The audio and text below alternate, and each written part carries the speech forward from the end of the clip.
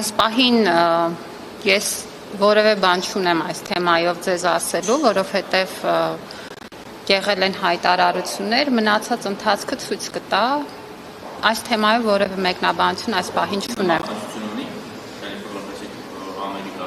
Ես պարզ պատասխանեցի, որ այս պահին որևէ բան այս թեմայով չունեմ ասելու, երբ որ մենք կունենանք որևէ ասելիք, անպայման կփոխանցենք։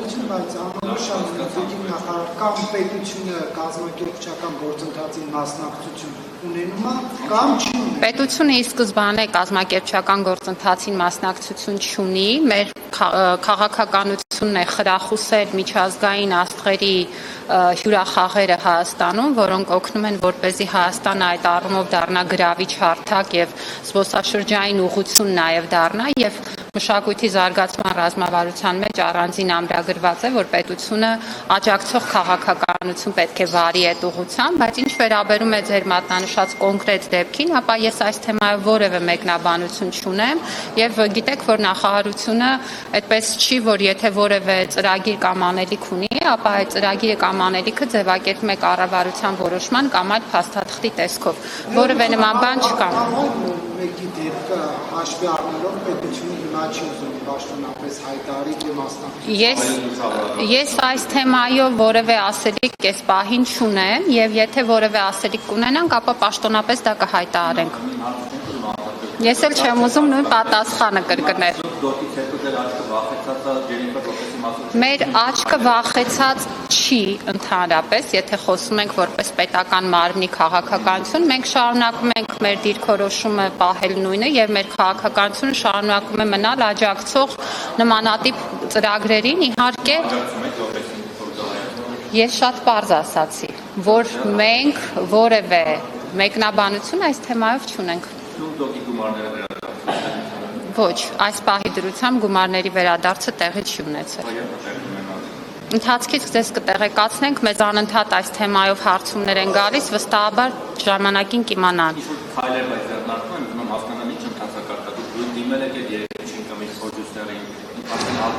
Այս թեմայով ինձ արդեն կոնկրետ հարցեր էիք ուղղել եւ ես ձեզ պատասխանել էի, որ գրությամբ դիմել ենք, այսինքն գրավոր ուղարկվել է նախարարության պահանջը, հետագա ընթացքը կարծում եմ բոլորի համար տեսանելի եւ թափանցիկ կլինի։ Տիկին նախարար, վերջին մրցաշարերին այն ինչպես է գնահատում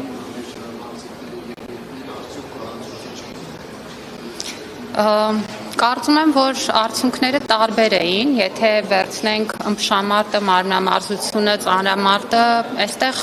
ծանրամարտի հավաքականը կարծում եմ բավական հաջող ելույթ ունեցավ, հատկապես կուզեմ նաև ընդգծել մեր կանանց ակտիվ մասնակցությունը, իհարկե ունեինք նաև որոշակի դրվագներ, այդ թվում մրցավարության հետ կապված, Տաթև Հակոբյանի ուրեմն մրցելույթների ժամանակ, բայց ես կուզեմ նաև առիթից օգտվելով շնորհակալություն հայտնել մեր բոլոր մարզիկներին իրենց մրցելույթների համար, հաջողությունների համար։ Ընդհանուր առմամբ մենք նաև պլանավորել ենք որոշ ֆեդերացիաների հետ նախարարությունում քննարկում ունենալ, վերլուծել արդյունքները եւ հասկանալ, թե ինչ փոփոխությունների կարիք կա։ Ծանրամարտը հաջող էր, մարմնամարզությունում էլ կարծում եմ, որ մեր արդյունքները լավն էին, ըմբշամարտում կարող էին ավելին լինել, բայց այս էլ արդեն ֆեդերացիայի հետ մեր քննարկումներում կհասկանանք, թե ինչ լրացուցիչ հարցեր կան կարգավորելու։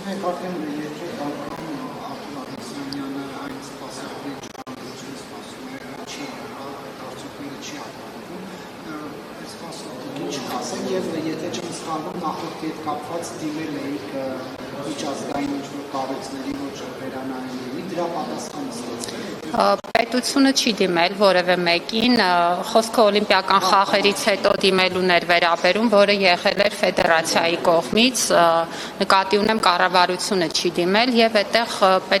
ուրեմն Լոզանում հարցը պետք է քննարկվեր,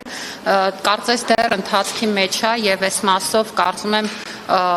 առնվազն ես նոր տեղեկության չեմ տիրապետում, արդյոք ամփոփվեց գործընթացը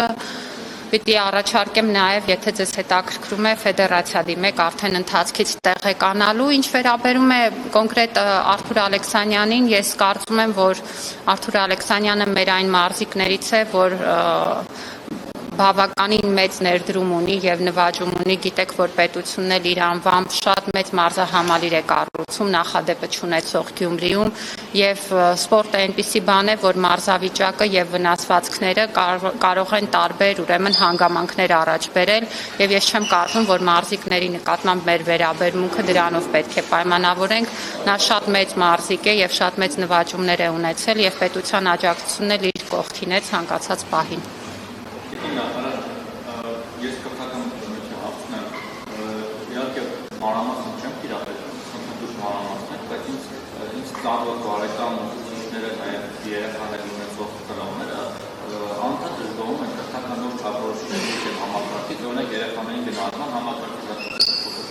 դասարանները, որ այլևս գնահատական չի տրվում, ամենը գալիս է ստուգված և այսինքն համեմատության մեջ երեխաները չեն հասնում իրենք լավ են կապել իրենց առաջընթացը թե վարդեն կապելեցնես փոփոխությունները ինչ-որ ձևով ասում են գնահատականի դարձ երեխային։ Նաև ուսուցիչների մասը, որ ինչ-որ չափորոշիչներ են մտել, որ ուսուցիչ օրինակ չի կարող դիտողություն անել կամ իրեն դվայնանալ երեխաների վրա, չի կարող ասել տղա ջան նստի տեղը և սերը պետք է չմատնանշի, ինչ-որ տենց համահարթեցված ինչ-որ վիճակ է հասարարի մասով։ Էլի բաներ կա, որ ուսուցիչը սաստիկ է հիշեմ, քանի բան կամ նոր փոփոխություններ, նոր եվրոպական չափանիշներ։ Մի փոքր հավելում, օրինակ ասում են կնոջ հետ խոսելուց տիկին Շյան չպետք է դիմեն, դա ևս տիկին Շյան չպետք է։ Կառավարության նիստը շարունակում եք, որտեվ գենդերային քաղաքականության ռազմավարությունը հաստատեցինք, բայց պետք է ձեզ հիշեցնեմ, որ մենք նոր չափորոշիչների մասին, երբ որ խոսում ենք, դրանց մասին խոսքը սկսվում է 2021-ից, երբ որ չափորոշիչը հաստատվեց եւ այնուհետեւ սկսեց փորձարկվել Տավուշում եւ մեր բոլոր դպրոցներում դրանք արդեն երկրորդ տարին է, որ գործում են գնահատման համակարգի մասով։ Եվ բոլորովին ուրեմն զարմանալի չի, որ գնահատման համակարգը փոխվել է, որտեղ մեր դպրոցի հիմնական խնդիրներից մեկը հենց գնահատման համակարգն էր։ Երբ որ ըստ էության երեխաները պիտակավորվում էին ըստ իրենց ստացած միավորների, օրինակ որևէ դպրոցում կարող էիք այսպիսի խոսակցություն լսել, որ այսինչը 7-ի երեխա է, այսինչը 6-ի երեխա է, եւ ըստ էության երեխաների մասին խոսակցությունը, նրանց կրթական արդյունքի մասին խոսակցությունը փոխարինվում էր թվերի խոսակցությամբ եւ սա նաեւ երեխաների պիտակավորման եւ նաեւ երեխայի հետագա մոտիվացիայի սովորելու վրա ազդող շատ լուրջ գործոն էր եւ ավելին սա բերում էր մի իրավիճակի, երբ որ երեխաները սկսում էին ուղղորդվել միայն գնահատականի համար սովորելու, ինչը ամենևին էլ մեր նպատակը չի, մեր նպատակն է, որպեսզի նրանք ստանան գիտելիք, հմտություն, կարողանան ձևավորվել որպես լիարժեք քաղաքացիներ եւ ձեր նշած իրավիճակը վերաբերում է նրան, որ միավորային գնահատականի փոխարեն պետք է տարրական դասարաններում գործեն գնահատման այլ ձևեր, բնութագիր, ինչը նշանակում է, որ երեխան պետք է հասկանա, որ օրինակ ինքը լավ է կարդում, բայց մաթեմատիկայի այս առաջադրանքները լուծելուց դեռևս դժվարություններ ունի։ Կա բնութագրի ձև, որը լրացնում են ուսուցիչները էլեկտրոնային մատյանում եւ բնութագրի ձևը շատ ավելի ուրեմն բովանդակային նկարագրում է երեխայի առաջընթացը եւ երեխայի դժվարությունները։ Եվ այս պարագայում երեխայի համար շատ ավելի տեսանելի է, ինչպես նաեւ իր ծնողի համար, թե երեխան ինչ արդյունք ունի եւ որտեղ է, որտեղ պիտի աշխատի։ Բայց դեպի նախարար ստացվում որ երեխան տարեկան ոնց ասած տարեկան չէ, 4-5-րդ դասարանից բարձր արդեն 5-րդ դասարանի երկրորդ կիսամյակում բացի ձևավորող գնահատումից միանում է նաև միավորային գնահատումը, բայց մենք ինտենսիվ աշխատում ենք դպրոցների հետ, իհարկե համակարգը նոր է եւ կարող են հարցեր լինել ու դրանք կան, բայց նաև դրանք ներդրման ընթացքի հարցեր են, որոնք պարզաբանվում են։ Օրինակ առաջ դրանք ամբողջը կարմիրով ստուգել է, սխալներ ուղղել է, չէ՞, կապուտի վրա կարմիրով սխալներ ուղղել է։ Մեկ ուրիշի համադասարանցիները ընդհանրապես մեկ երկու կարմիր ունի, բայց երբեք հավասար կարգավիճակ ունի, դա Ինչ է նշանակում հավասար կարգավիճակի։ Սկզբանե բոլորը հավասար կարգավիճակ ունեն, որովհետև բոլորը օրինակ երկրորդ դասարանի կամ երրորդ դասարանի աշակերտներ են, գիտեք, յուրաքանչյուրը պետք է կարողանա տեսնել իր առաջընթացը։ Այսինքն այնինչ գիտեմ հիմա ապրիլին, սեպտեմբերին արդյոք այսքան գիտեի, եւ այստեղ երեխայի առաջընթացը իր նկատմամբ է գրանցվում ու իր նկատմամբ է համեմատվում։ Ես անկեղծ ասած դիտողություն անելու հետ կապված, դիտողություն անելու մանկավարժական ձևեր կա։ Եվ մենք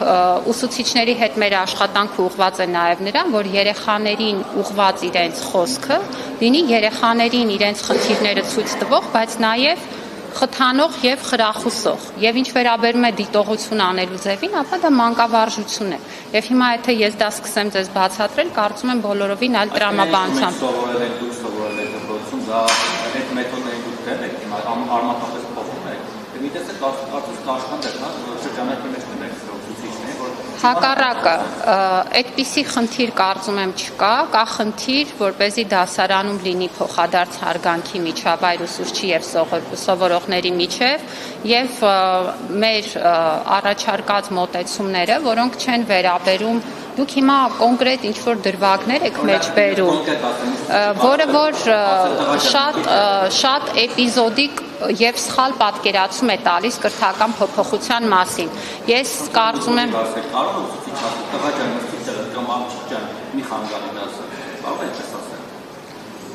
Դուք հարց եք տալիս, որը ճիշտ հարց չի, որովհետև ձեր հարցը պետքա դնել կոնտեքստում, մտնել դասարան, դասալսման ժամանակ եւ տեսնել ուսուցչի վարքը այդ իրավիճակում ինչքանով էր տեղին կամ ոչ տեղին։ Այսինքն ձեր հարցը դարձնել տեսական ընդհանրական հարց համակարգի վերաբերյալ չի կարելի ուղղակի եւ այդ պատճառով էլ պատասխան չի ենթադրվում։ Նիկոլ Փաշինյանը Նիկոլ Փաշինյանը վերջերս կառավարությունից ասել, որ մենք ասում ենք սխալները բավականացնելով, ասում ենք, որ մենք պատեն 7 տարի նույն դասարանում ենք մնացել, հարց է առաջանում, եթե դուք 7 տարի նույն դասարանում եք մնացել, նա այդ ալեգորիկ միտքը ինչպես եք մեկնաբանում հասկանում, որպես Ինձ այդ հարցը տվել են, ես մեկնաբանել եմ, կարծում եմ ձեզ այդ մեկնաբանությունը հասանել է։ Պրեմիա ստանում, պարտավոր վճարում, եք աշխատավարձ ստանում կամ ինչու դեր աշխատավարձներ չեն պահում, եթե դուք 7 տարի դրական ցուցանից թեորետական արդյունք չեք շաբերում նույն դասարանում։ Դուք այդ հարցը հնչեցրեցիք հնչեցնելու համար, որ հետո դառնա վերնագիր, ես կարծում եմ, որ պատասխանը ձեզ պետք չի, որովհետև ձեզ պետք էր վերնագիրը։ Եթե ձեզ պետք էր պատասխանը, դուք կարող եք արդեն մոտավորապես մի շաբաթ կամ 10 օր առաջ այդ հարցը ինձ տրվել է, այս դրան պատասխանել եմ։ Հիմա նորից ասեք, ի վերջո դուք եթե կառավարության ղեկավարը ձեր թերացում, այսինքն ձեր թիմի թերացումներն է մատնանշում, խոստովանում, որ մենք լավ չենք աշխատել։ Նույն դասարանում ենք մնացել, մենք ասում ենք ինչ փոխաբերականի մասին, բայց խոսքը վաղ արդյունքների մասին է։ Հետևաբար դուք Խոսքը process-ի մասին է։ Մենք լավ են աշխատում, խրախուսում են, վաղ են աշխատում, օրինակ աշխատավարձ սպառում են անում, ինչ որ այլ սանկցիաներ։ Դուք ձեզ աշխատավարձի սպառում արվել է, պատասխանատվության ենթարկել եք որպես կառավարության անդամ, նույն դասարանում մնացած դասարանի անդամներ։ Ես չեմ ինձ աշխատավարձ վճարում, կարծում եմ այս տարական ընթացակարգը պետք է իմանալ։ Ինչ վերաբերում է ձեր կոնկրետ հարցադրմանը, կարծում եմ վարչապետը շատ պարզ եւ շատ կարեւոր բան է ասել, որ մենք յուրաքանչյուրս ունենք սովորելու կարիք եւ այն գիտելիք ու այն հմտությունները, որ մենք ունենք, ոչ միշտ որ բավարար են մեր առաջ կանգնող խնդիրներին արձագանքելու համար։ Եվ ավելի կարեւոր է, որ մենք ընդունենք այդ հարցը եւ գնանք զարգացման ճանապարհով, անընդհատ սովորելով, անընդհատ մեր առաջ հարցեր դնելով, մարդը ամբողջ կյանքում պիտի սովորի։ Այ դուք ինձ հարցեր եք տալիս կրթության չափորոշիչներից, դուք այդ հարցը որոշել եք ինձ տալ, բայց դուք որպես լրագրող չեք որոշել, բացել մի հատ տեսնել օրինակ այդ կրթության չափորոշիչը ինչի մասին է, որպեսզի հասկանաք այդ հարցը տալ արժի թե չարժի։ Օրինակ ես կարծում եմ դա պրոֆեսիոնալիզմի ինչ որ տրամաբանության մեջ պիտի լինի։ Հիմա դա էլ է կրթության խնդիր։ Շնորհակալություն։ Ես այլ ասելիք այս թեման որ նախաձեռնության համացանցումի հաստատույթը շրջանառում ձեր ստորագրությամբ, որ դիմել եք Երևանի քաղաքապետին երիտասարդական կայարանի մետրոյի անվանակոչել Ավետիք Իսահակյանի անունով, մասը դա ճիշտ է, չէ, իրականության համապատասխանում այդ հաստատությունը եւ նպատակը որն է։ Գիտեք, այս տարի լրանում է Ավետիք Իսահակյանի 150-ամյակը, ձևավորված է հոբելյանական հանձնաժողով, որում ներգրաված են մեր տարբեր նաև անվանի մտավորականներ, ինչպես նաև ընտանիքի անդամներ, այդ թվում Իսահակյանի թոռը, եւ հանձնաժողովի քննարկման ժամանակ իրենց կողմից առաջարկ բարձրացվեց, որ գուցե հաշվի առնելով, որ հարևանությամբ էլ Իսահակյանի արձանն է տեղադրված, եւ հոբելյանական տարին հաշվի առնելով գուցե ուրեմն քաղաքապետարանը հարցը քննարկվի։ Հանձնաժողովում այդ առաջարկը բարձրացվել է եւ ըստ սահմանված ընթացակարգի առաջարկը ներկայացվել է քաղաքապետարանին, կարծում եմ, որ դա ավականու որոշման տիրույթում է եւ իհարկե քանի որ տարածքը ունի պատմություն եւ այդ անվանումն էլ կապ ունի պատմության հետ, կարծում եմ, որ ավելի ամբողջական հարցը կդիտարկեն, բայց առաջարկ է հնչել եւ բնականաբար առաջարկը պետք է ներկայացվի համապատասխան քննարկման, բայց միևնույն ժամանակ մենք քաղաքապետարանին առաջարկ ենք ներկայացրել, որպեսզի արձանը դառնա ավելի տեսանելի, որովհետև դրա շուրջը հիմա տարբեր նաև գործունեություններ են զարգացել եւ արձանը կարծես ստվերվել է եւ հիմա մենք նաև սպասում ենք, որ քաղաքապետարանի գործընկերները ընդհանուր առմամբ Իսահակյանի արձանը ավելի տեսանելի դարձնելու ուղղությամբ որոշակի քայլեր կձեռնարկեն։ Երիտասարդական բաժնի կոլորիտային Ես հենց այդ տեսանկյունից իմ պատասխանում էլ հնչեցրեցի, որ տարածքը պատմություն ունի, այդ թվում նաև անվանումը, եւ կարծում եմ ճիշտ կլինի, իհարկե առաջարկը հնչել է եւ դա նշանակում է, որ պետք է հանձնաժողովում հնչած առաջարկը ներկայացնել քննարկման, բայց կարծում եմ, որ դա ավելի մանրամասն պիտի քննարկվի։